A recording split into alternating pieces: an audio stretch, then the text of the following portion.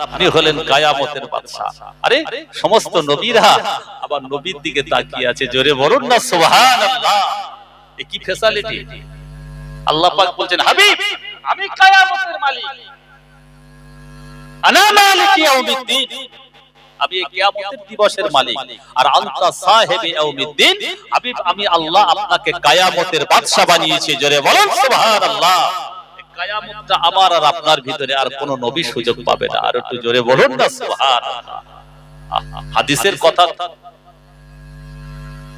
সমস্ত নবী আম্বিয়া আলাইহিমুস সালাম দেখতে পাওয়া যাবে, আমার আপনার নবীর মুখের দিকে তাকিয়ে থাকবে। এত বড় ফ্যাসিলিটি, এত বড় মর্যাদা আল্লাহ পাক তার হাবিবকে দিয়েছে, সমস্ত নবীরা তাকিয়ে থাকবে।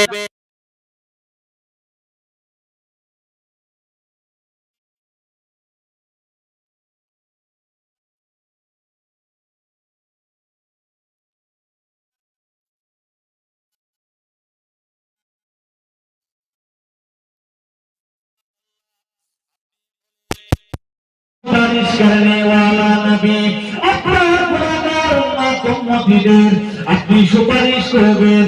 আর আমি আল্লাহ ওয়াদা করলাম আপনার সুপারিশটা কবুল করে নিয়ে আপনার গুনাহগার উম্মত-উম্মতীদের জীবনের পাকার গুনাহগুলো আমি আল্লাহ মাফ করে দিয়ে তাদেরকে আমার দয়ার জান্নাতের মেহমান বানিয়ে দেব। জোরে বলুন সুবহানাল্লাহ।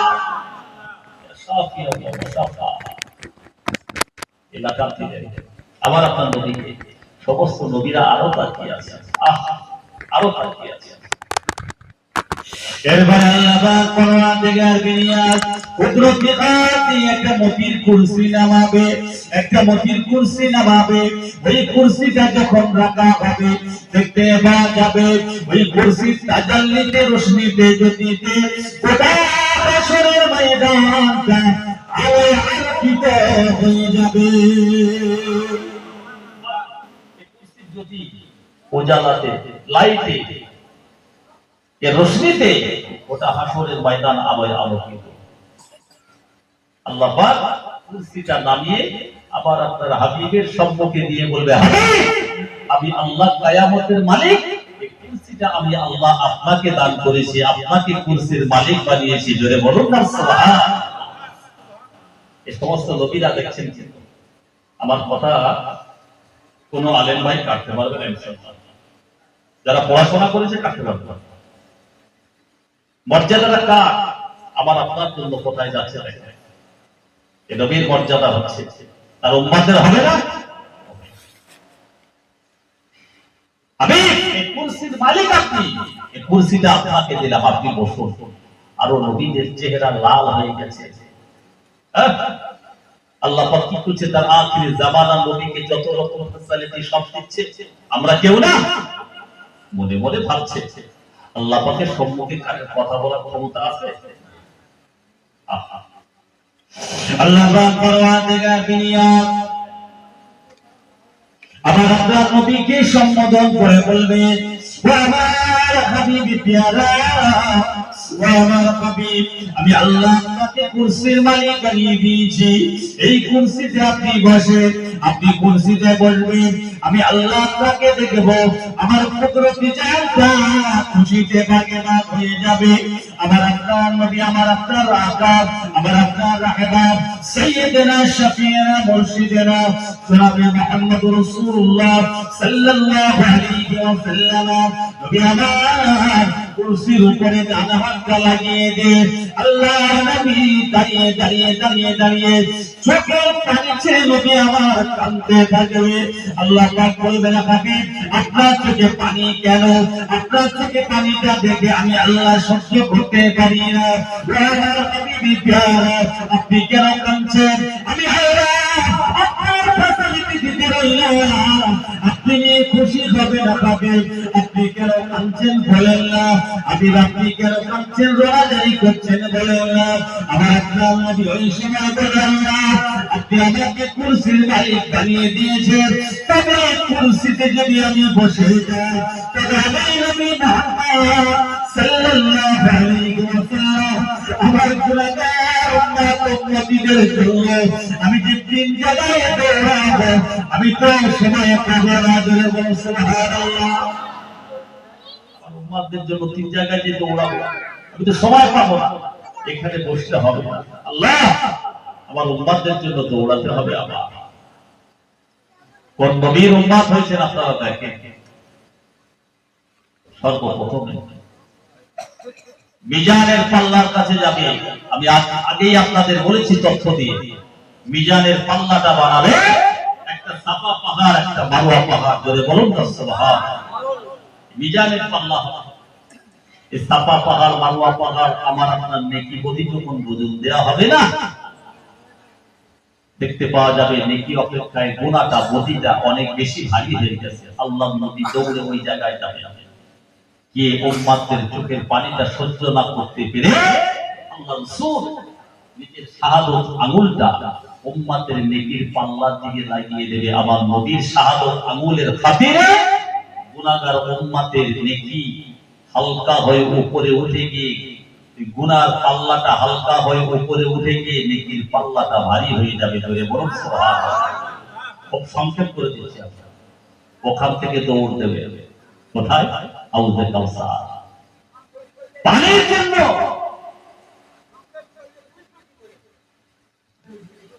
বুঝতে পারবেন না? এখন ভাই বলছেন, মুরব্বী বলছেন, হুজুর একটু ছাড়িয়ে বললে তবে আপনাদের বোঝার মতো লাইন করে আমি ছাড়তাম। বিস্তারিত ছাড়িয়ে গুছিয়ে বলতে গেলে একটা সময় লাগে, বুঝতে পারছেন? তো যাই হোক, যাতে আপনারা বুঝতে পারবেন সেই লাইনটা করে দেবো। এখন ওখান থেকে দৌড়ে কোথায়? হাউজে কাউসার। ওইখানে যাবে উম্মত গুলো পানির পিপাসায় কলিজা ফেটে যাচ্ছে। হাদিসে অনেক বর্ণনা, নিজের পাশে নিজে হাবুডুবু খাবে। এরা চোখ ভরা পানি নিয়ে কাঁদবে, পানি দাও পানি দাও। আল্লাহ রাসূল ওই জায়গায় হাজির হবে হাউজে কাউসারের পানি নিয়ে, গুনাহগার উম্মত উম্মতীদের মুখে ধরবে।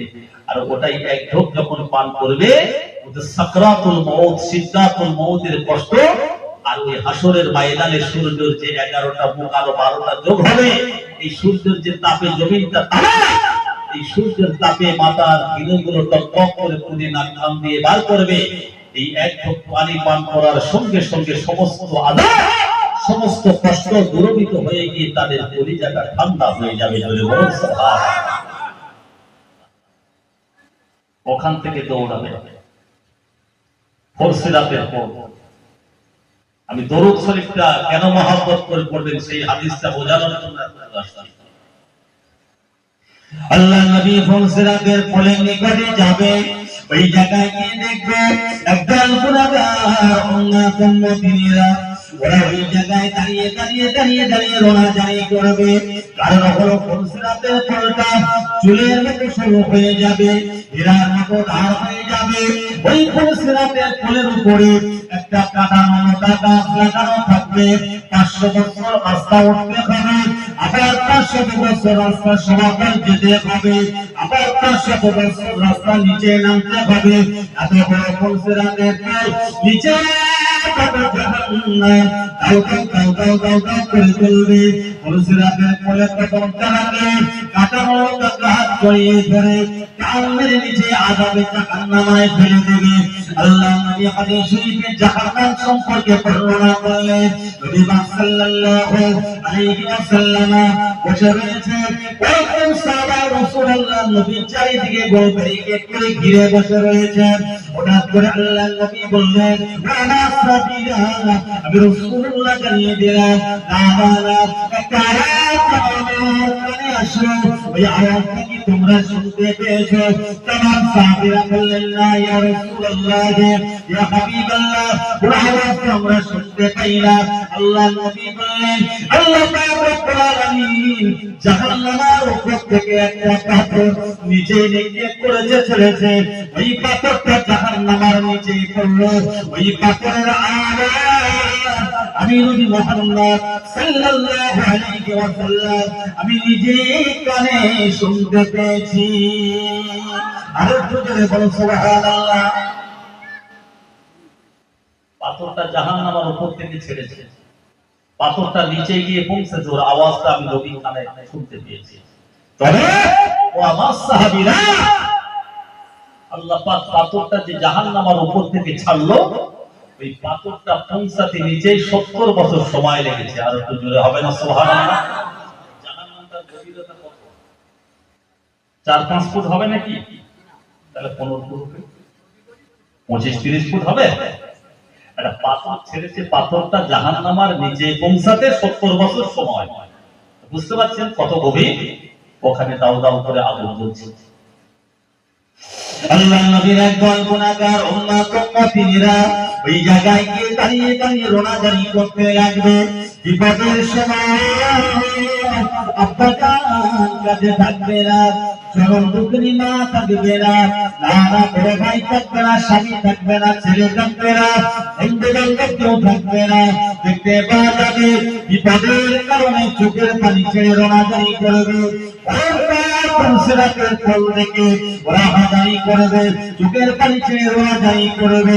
দেখতে পাওয়া গেল আল্লাহ নবী হাবিবুল্লাহ জনাবে মুহাম্মদ রাসূলুল্লাহ সাল্লাল্লাহু আলাইহি ওয়াসাল্লাম দৌড়ে ওই জায়গায় দাঁড়িয়ে পড়বেন। আল্লাহ নবী ওই জায়গায় গিয়ে বলবেন, আমি আব্দুল্লাহর বেটা বালিরার আমি যখন এসে গিয়েছি, আর আপনাদের কোনো চিন্তা নাই। এসে গেছে আর আপনাদের কোনো চিন্তা নাই। এই বিপদের সময় পিতা মাতা আত্মীয় স্বজন কেউ থাকবে না। আবার নবী ওইখানে দৌড়ে গিয়ে বলবে, আমি যখন এসে গিয়েছি আর কোনো চিন্তা নাই। জোরে বলুন না সুবহানাল্লাহ। আল্লাহ নবী ওই জায়গায় দাঁড়াবে। নবী আমার বলবেন, চিংড়াখালী মিশনের মাঠে বসে বসে তিনি আলেমদের জবাব থেকে কোরআন হাদিসের আলোচনা শুনতে গিয়ে ওই জায়গায় আমি নবী আমার সামনে দরুদটা মুহাব্বত করে পড়েছিলেন। আমি নবী আমার সামনে দরুদটা মুহাব্বত করে পড়েছিলেন। ওই দরুদ শরীফটা আল্লাহ পাক রব্বুল আলামিন একটা প্যাকেজ করে রেখে দিয়েছে। আল্লাহ নবী আমার আপনার নামের দরুদের প্যাকেজ থেকে যে নামের প্যাকেজটা নামিয়ে আবার আপনার মাথার উপরে উঠিয়ে দেবে, আবার আপনার মাথার উপরে চাপিয়ে দিয়ে বলবে, আমার উম্মতিরা রাসূলুল্লাহ জানিয়ে দিলেন, আমার দরুদের গাছটা মাথায় চাপিয়ে দিলেন। এই দরুদের গাছটা মাথায় নিয়ে পুরুষরাতের পরের উপরে পা রাখো। খবরদার না, দরুদের গাছটা মাথা থেকে হারিয়ে দেবে না, ছেড়ে দেবে না, ফেলে দেবে না।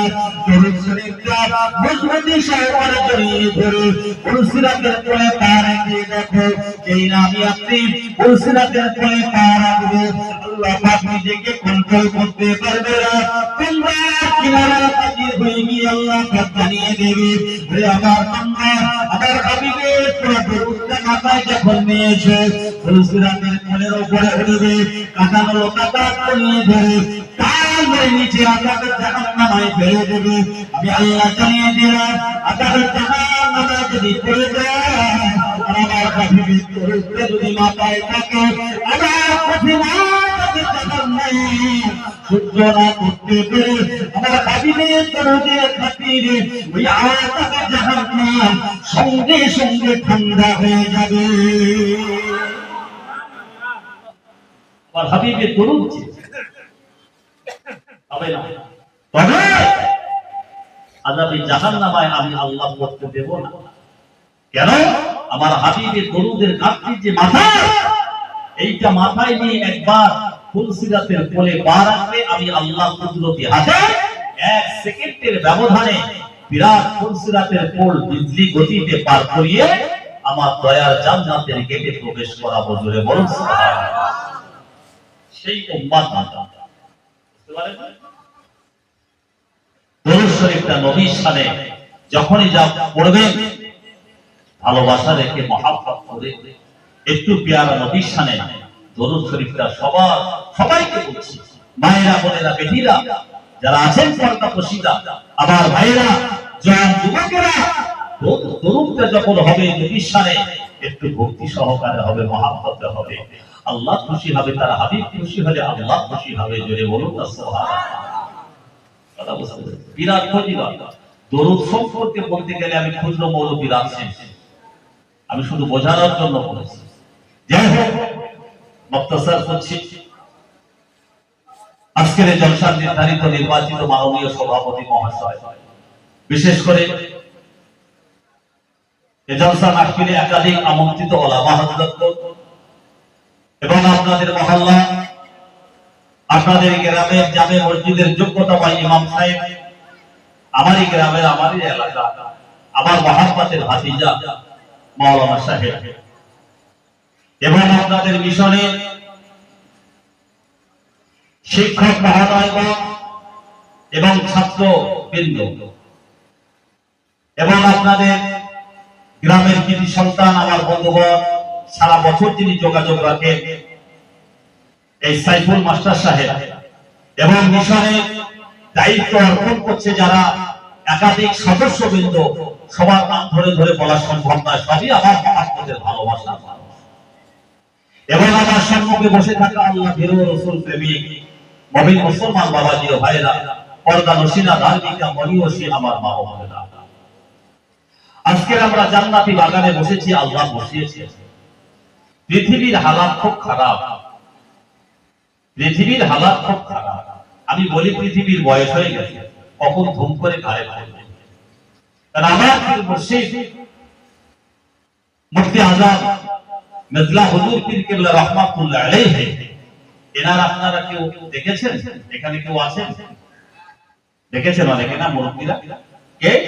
মুফতি আযম মির্জা হুজুর পীর কেবলা রাহমাতুল্লাহ আলাইহি, আমার পীর মুর্শিদ, যেনাকে দাদা হুজুর পীর কেবলা রাহমাতুল্লাহ আলাইহি সঙ্গে করে নিয়ে এসে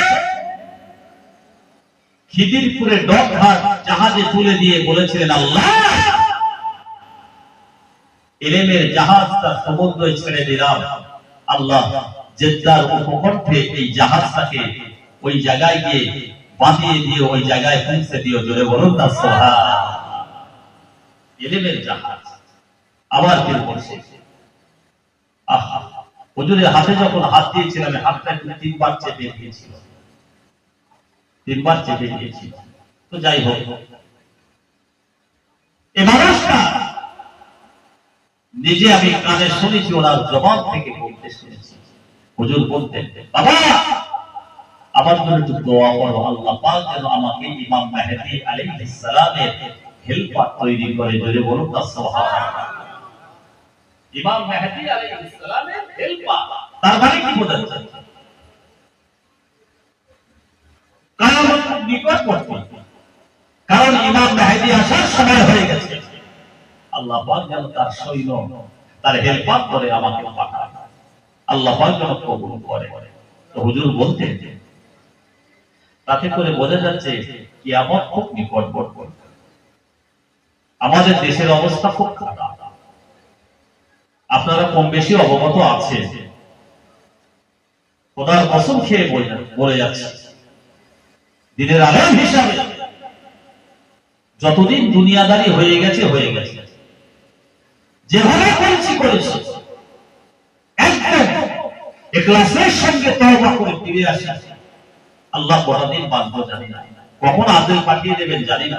আল্লাহ যা অন্যায় করেছি, অপরাধ করেছি, আপনি মাফ করে দেন। আল্লাহ আমাদের এই শরীরে, এই বডিতে আপনার কঠিন আযাবে জাহান্নাম সহ্য করার মতো ক্ষমতা আমাদের নাই। আল্লাহ আপনি আমাদেরকে আপনার একটু মকবুল বান্দা বান্দি হিসাবে আপনি কবুল করে নেন। যে কদিন আছি আমরা তওবা বিল্লাহ করে ফিরে এসে কাতারে দাঁড়িয়ে যাই, যে কদিন থাকবো দুনিয়ার পুঁজি, দুনিয়ার সঞ্চয় যা করেছি এইবারে আখিরাতে সঞ্চয় করব। বলুন ইনশাআল্লাহ। জোরে বলেন না ইনশাআল্লাহ। খুব অবস্থা খারাপ হলো, কিতাবে যা দেখা যাচ্ছে পরিস্থিতি খুব খারাপ। এই পূর্ব দিগন্ত থেকে এই যুদ্ধের সূচনা তৈরি হবে, বুঝতে পেরেছেন? খুব সাবধান।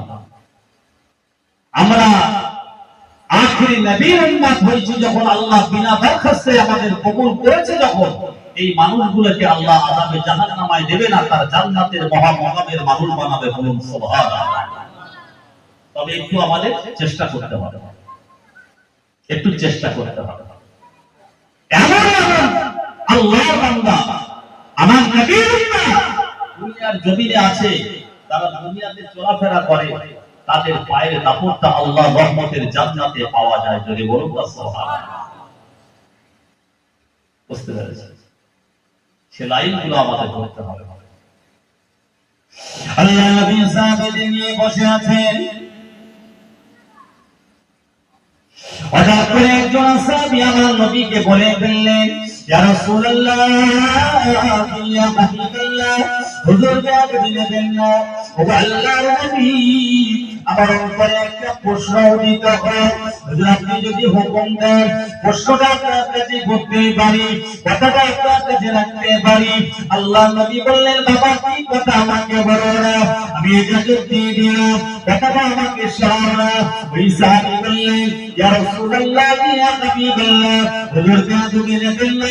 আল্লাহ তাআলা নবী থেকে শুরু করে একবার পর্যন্ত যত নবী আম্বিয়া আলাইহিস সালাম দুনিয়ায় পাঠিয়েছেন, তার বিবি বাচ্চাকে পাঠিয়েছেন এবং তার উম্মত